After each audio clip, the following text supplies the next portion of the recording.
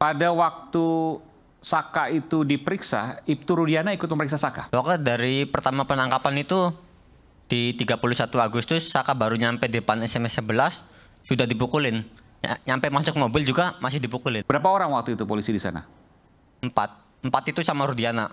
Ibtu Rudiana sempat memukul Saka juga? Terus juga sampai muka tuh dibikin asbak. Muka dibikin asbak? Iya, jadi dari rokok yang nyala? Dari rokok yang nyala. Di mana, sebelah mana?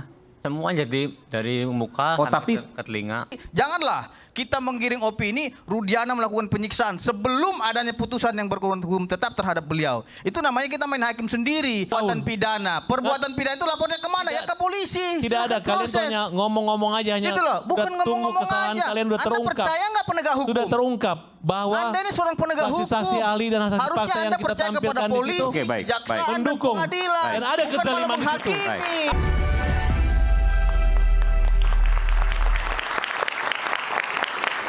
Di hadapan saya ada Bu Titin dan Saka. Saya mau ke Saka dulu sebentar. Boleh pakai mikrofon Saka ya. Saka sudah selesai semua di PN ya. Sekarang berkasnya semua dilempar ke Mahkamah Agung. Apa yang ada di benak Saka saat ini? Ya, lebih dekat boleh? Iya, lebih dekat. Jadi harapan Saka ya, ini kan sidang sudah selesai. Tinggal menunggu keputusan. Jadi harapan Saka ini sesuai apa yang Saka harapkan. Saka yakin apa yang nanti diputuskan oleh Hakim Agung di Mahkamah Agung sesuai dengan harapan Saka? Insya Allah Saka yakin. Kenapa Saka yakin?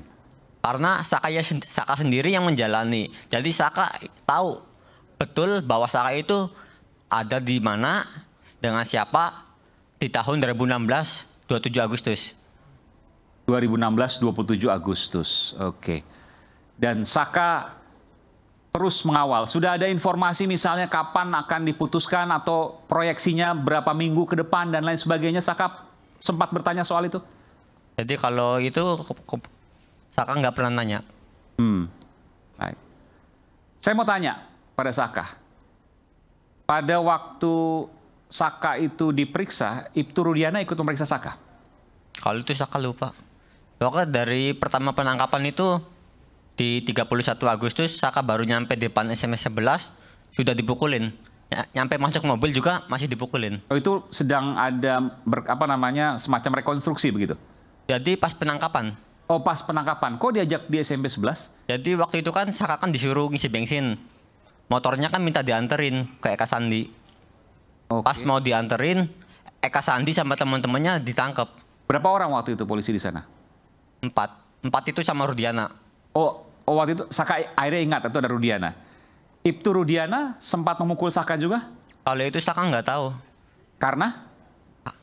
Nggak ngeliat. Jadi mukulnya, kan waktu itu Saka katanya dipukul? Nggak ingat. Nggak ingat? Nggak ingat. Bu Titin mungkin bisa tambahkan. Sebenarnya tadi mau tanyakan, kan ini kaitan saya mau tanyakan ke Sumpah Pocong, nanti kan saya akan bisa tanyakan ke kedua belah pihak. Apa sih peran Ibtu Rudiana?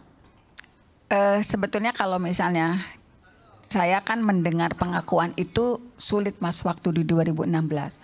Saka tuh waktu di sidang 2016 pandangannya kosong Mas. Pandangan kosong? Ya, pandangan kosong. Jadi seperti dia tuh apa yang terjadi pada dia nggak ngerti. Dia masih kecil Mas, 15 tahun. Iya. Usia SMP kelas 9 lah mungkin sekarang ya. Iya nggak ngerti, tapi memang waktu itu penampilannya kan, Saka kan kuli bangunan dari umur 15. Karena apa? Saka itu ditinggal oleh ayahnya dari kecil. Jadi Saka tidak tahu ayahnya, dia ngelihat perjuangan ibunya. Ibunya tuh cuma buruh cuci. Nah, dia tuh nggak mau sekolah karena pengen ngebantu ibunya. Jadi dia anak paling kecil, dia yang paling tahu bagaimana ibunya ketika pulang kerja. Di sana kan kalau buruh cuci di tahun itu cuma 15.000 Mas. Jadi dia yang paling 15.000 per hari? Per hari. Kerja seharian? Ya, di tahun 2016 gitu. Jadi Saka tuh memutuskan dia tidak sekolah karena dia tahu 2 kakaknya sekolah. Ibunya cuma buruh cuci. Itu 30.000 tuh udah paling gede banget. Makanya dia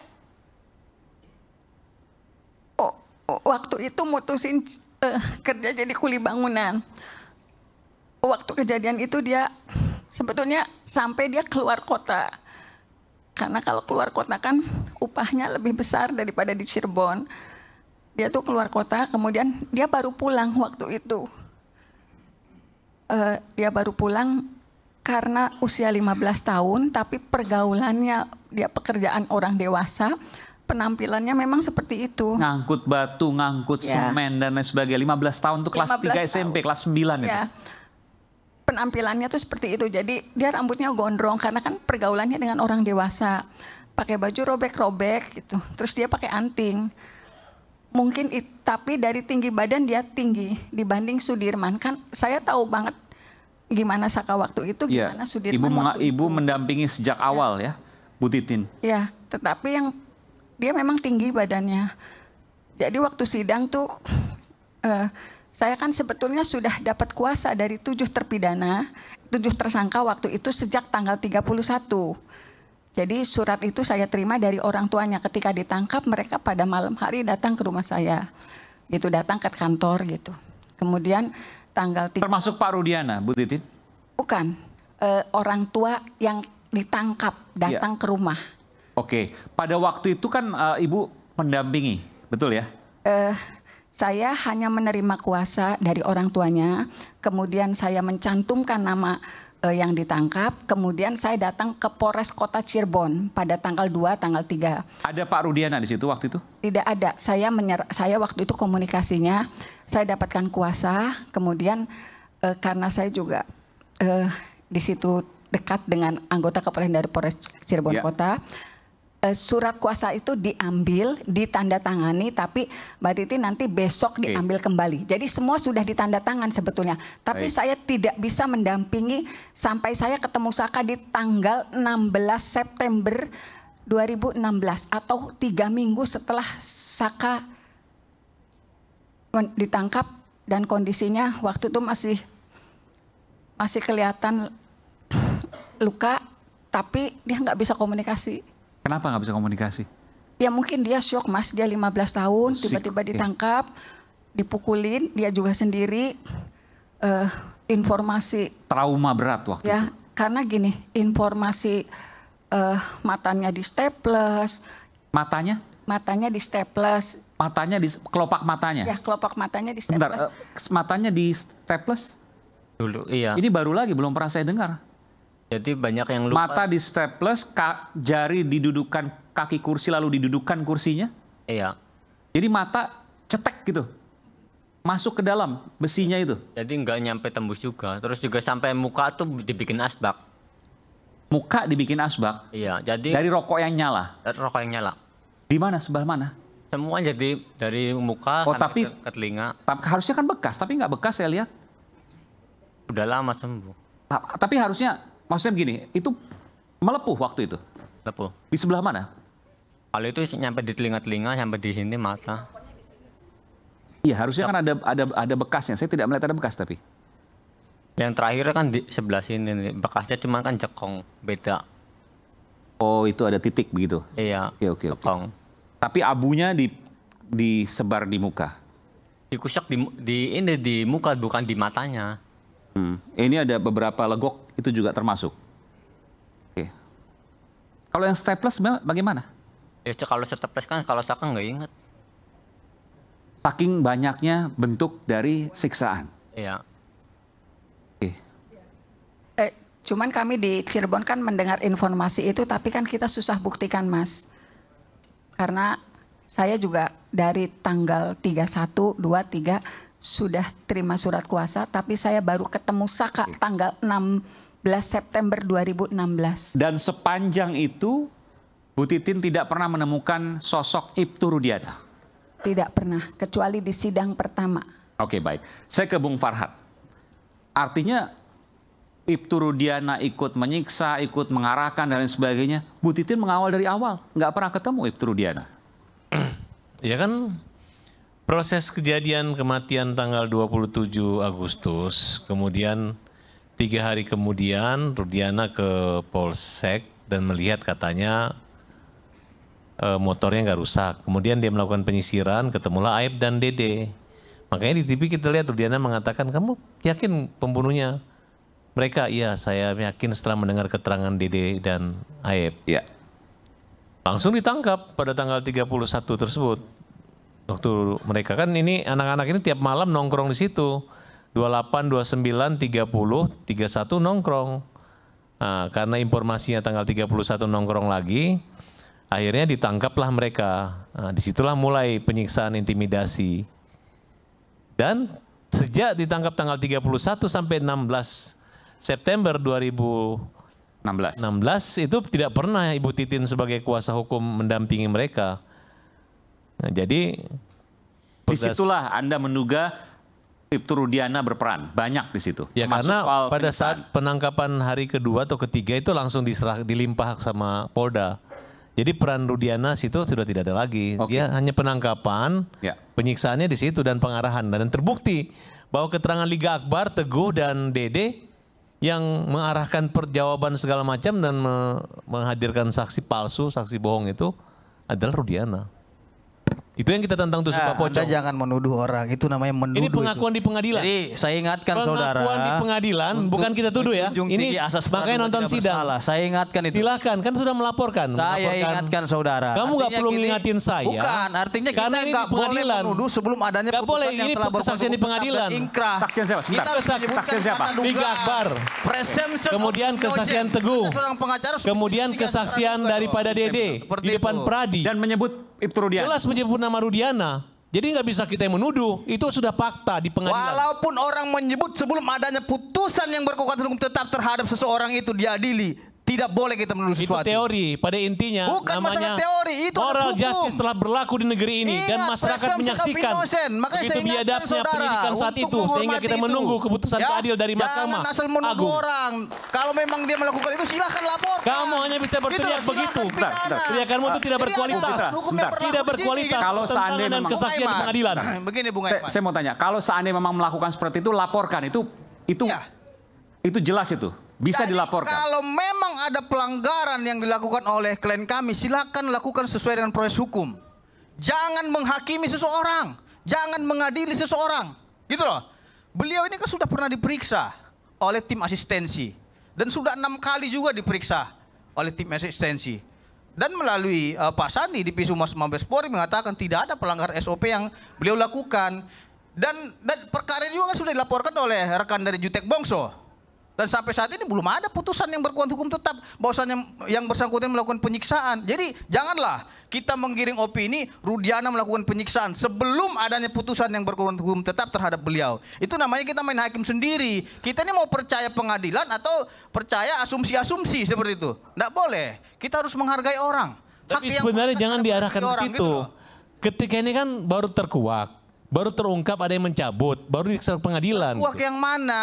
Pertanyaannya kan belum ada putusan yang- Saksi-saksi yang mengaku nanti kalau dan memang merasa ada nanti nggak jelas netizen masalah bilang oh saya dipukul masalah tapi itu nggak ada nanti putusan pengadilannya pengadilan nggak nomor bisa 2 yang seperti jelas itu. Nggak saksi bisa, itu Bung Farhan. sudah mencabut resmi di Silakan pengadilan proses kalau dan memang sudah ada menyatakan perbuatannya ini gitu loh. merupakan kenyataan bahwa Rudiana yang mereka mengarahkan dia. Apalagi mau nunggu sidang lagi, sedangkan mereka terus dihukum seumur hidup. Yang seluruhnya. namanya penganiayaan Dan itu sudah menjalani adalah 8 perbuatan tahun. pidana. Perbuatan pidana itu lapornya kemana? Ya ke polisi. Tidak ada, Silakan kalian tuh proses. hanya ngomong-ngomong aja, hanya Gitu loh, bukan udah tunggu ngomong-ngomong kesalahan aja. kalian udah Anda terungkap. percaya nggak penegak hukum? Sudah terungkap bahwa Anda ini seorang penegak hukum. saksi-saksi ahli dan saksi Harusnya fakta yang Anda kita percaya kepada tampilkan di polisi, situ Oke, baik, kejaksaan, baik. dan Mendukung. pengadilan. Dan ada Bukan kezaliman malah di situ. menghakimi. Ada. Saya ke Pak Arianto. Seperti itu. Pak Arianto. Itu nggak namanya nggak fair. Iya, Pak Arianto, Anda sempat Seperti- mengatakan Anda meyakini bahwa Ibtu Rudiana itu saya harus tanyakan dulu, Ibtu Rudiana tidak melakukan apa yang kemudian dituduhkan. Sehingga Anda meyakini ketika Ibtu Rudiana diminta untuk Pak Pocong pun, maka ia pasti akan melakukannya atau berani setidaknya. Betul demikian, Pak? Enggak, jadi gini. Sejak pertama ya saya masuk ini ya, membahas ini itu. Iya. Itu kan judulnya kan dulu suatu perkara yang sudah diputus inkrah ya. Tetapi kemudian para terpidananya itu merasa diadili dengan tidak adil ya gitu. Dengan cara yang tidak benar, dengan pengadilan yang sesat dan sebagainya. Dan kemudian kepada tuduhan bahwa itu bukan kasus pembunuhan yang seperti yang divonis itu, tapi itu adalah kasus yang direkayasa oleh Rudiana, gitu kan. Kira-kira begitu kan. Jadi di mata saya dulu waktu itu karena secara teoritis ya, Kalau penyidikan itu sudah sampai kepada jaksa, berarti tugas polisi itu bagus. Selesai. Oke. Kalau itu diamini oleh hakim, diputus dengan berat, itu berarti tugas ini sempurna. Itu secara teoritis kayak gitu. Apalagi 3 tahap pengadilan. Ya, itu secara teoritis gitu. Tapi kemudian kan itu jadi terbalik setelah 8 tahun kemudian ada film itu kan. Ada film, kemudian ada apa-apa, pernyataan-pernyataan, kesaksian yang mencabut dan sebagainya. Sekarang berbalik gitu, bahwa itu tidak benar semua. Tapi sayangnya kemudian tuduhannya kepada Rudiana itu gitu loh. Saya waktu itu menentang gini ya, nggak percaya. Seorang Aibtu itu nggak akan mungkin dia bisa mengendalikan kasus mulai dari Polsek kemudian sampai Polres. Sakti banget gitu kan. Kok sakti sekali gitu terus. Kemudian ada lagi tuduhan-tuduhan bahwa karena dia terlibat narkoba dan sebagainya kan gitu kan. Jadi seperti itu saya pikir. Tapi saya harus tanyakan juga, saya harus adil juga Pak begini. Oke, tidak bisa melakukan tapi membiarkan ia masuk ke dalam kasus dan kemudian melakukan katakanlah sesuatu gitu dalam kasus itu. Karena anaknya ini kemudian menjadi jiwa katakanlah ya misalnya bahwa ya ini kan anaknya teman saya, ya silahkan kalau dia masuk. Mungkin nggak seperti itu Pak? Itu dugaan umum pasti seperti itu kan. Makanya saya tanyakan kepada dia. Ini saya baru bisa kontak dengan Rudiana itu baru seminggu yang lalu. Oke. Nah, selama ini saya ngomong ya belain dia, kepentingan dia itu. Apa pertanyaan Pak Arianto pertama kali ke Rudiana? Ibtu Rudiana. Saya kan minta tolong telepon ya, menarik ini. kasih tahu, terus saya telepon, dia nggak ada, terus dia telepon balik, saya telepon balik, Rud, Anda itu ya punya perkara, saya bilang itu. Selama ini tahu nggak, kalau saya ngomong di TV itu saya nggak pernah dapat input dari mana-mana, dari Polda juga nggak dapat, dari Anda juga nggak dapat. Itu berdasarkan analisis saya sendiri aja kan gitu kan. Nah sekarang Anda kan dituduh kayak gitu. Anda kenapa nggak mau muncul gitu kan saya bilang tuh. Kalau saya dari Anda ya, saya akan tampil di depan media, akan saya tantangin orang yang menuduh saya itu. Tapi kalau memang Anda jujur ya, saya dulu juga pernah kayak gitu, sering sumpah-sumpah kayak gitu. Demi membela kejujuran, saya berani bersumpah, bahkan taruhannya adalah anak saya bilang gitu. Kalau seandainya saya tidak, singkatnya gini ya, kalau seandainya saya tidak jujur ya, biarlah anak saya dilaknat gitu. Tapi seandainya saya jujur dan Anda menuduh, anak Anda yang dilaknat Tuhan. Berani nggak kamu ngomong di media gitu? Berani saya gitu. Jadi, jawaban Pak Rudiana? Ya, tapi yang penting kamu jujur aja. Iya Pak, saya emang gitu. Dia ngomong gitu. Saya jujur gitu ya? Iya. Jadi kalau Anda jujur, tampil di media. Makanya kan kemarin itu tampil dengan sendirinya. Nggak tahu itu karena saya sarankan atau memang waktunya pas dia tampil, saya nggak ngerti. Tapi yang jelas Anda jangan ngumpet, tampil di media. Polisinya sekarang kan digebukin banyak gara-gara Anda, saya bilang itu. Gara-gara mempertahankan Anda katanya gitu. Tapi Anda sendiri nggak mau keluar kan, jadi semua. Dan Pak Arianto meyakini bahwa Ibtu Rudiana, waktu itu Aibtu ya, masih Bintara. Aibtu Rudiana tidak akan mungkin bisa sesakti itu melakukan apapun yang dituduhkan saat ini. Perkiraan saya seorang Aibtu tidak akan mungkin bisa merekayasa kasus itu ya sampai ke tingkat Polres, sampai ke tingkat Polda, sampai ke tingkat hakim dan sebagainya. Oke, itu satu hal. Tapi bahwa kemudian mempengaruhi saksi-saksi Liga Akbar, DD dan lain sebagainya, kan mungkin saja. Kalau perkiraan saya ya waktu itu ya, karena dia ngakunya apa sama saya kan gini, ya Pak, ketika itu kan saya dapat anak saya meninggal gini, kemudian saya mengadakan penyidikan, saya dapat penyelidikan ya, saya dapat informasi dari Asep itu, kemudian cerita begitu, kemudian 3 hari kemudian saya ambil dengan anak-anak buah saya hanya kira 15 menit Pak, saya interogasi, kamu mukulin enggak? Dipukulin? Enggak, dia bilang gitu. Terus kemudian diserahkan ke Polres. Habis itu dia bikin LP dan kemudian setelah itu penyidikan selanjutnya oleh Polresta. Sampai selanjutnya dia nggak ngikuti dalam penyidikan itu. Nah kalau dia ceritanya kayak gitu kan mana mungkin dia mengendalikan itu. Tapi kalau mempengaruhi saksi-saksi bisa saja kan Pak Arianto? Mempengaruhi saksi-saksi? DD, Liga Akbar. Saksi Pak meskipun dipengaruhi ya Pak, tapi akhirnya kan saksi itu nanti akan disidang. Di sidang kan sudah lepas daripada pengaruh yang lain-lain. Sedangkan di sidang pengakuan daripada 8 orang itu masih tetap sama itu. Itulah yang saya menjadi ragu ya. Bukannya saya bela Rudiana. Artinya apapun yang ditarik saat ini, setelah 8 tahun kemudian itu patut dicurigai bahwa itu bukan yang sebenarnya, yang saat ini? Maksudnya gimana? Kan Liga Akbar baru menarik pernyataannya setelah 8 tahun kemudian. Enggak, saya menjawab tadi pertanyaan Pak Iman ya. Apakah mungkin Rudiana itu mempengaruhi saksi kan gitu ya? Iya, menurut Liga Akbar kan iya. Saya pikir ya dia mungkin bisa saja ketika saat dia nangkap. Tapi setelah dia lepas, diserahkan kepada reserse, nggak akan mungkin Rudiana itu akan memaksakan supaya ini sampai ngaku di pengadilan itu. Estimate saya kan nggak akan mungkin itu terjadi. Pasti kalau saat itu di pengadilan pun akan berbelok. Pasti kembali Pak, itu kan nggak dibahas. Oke, ini logikanya ya? Logikanya kayak gitu. Baik, baik. Kita akan kembali saat lagi, tetap bersama kami Rakyat Bersuara.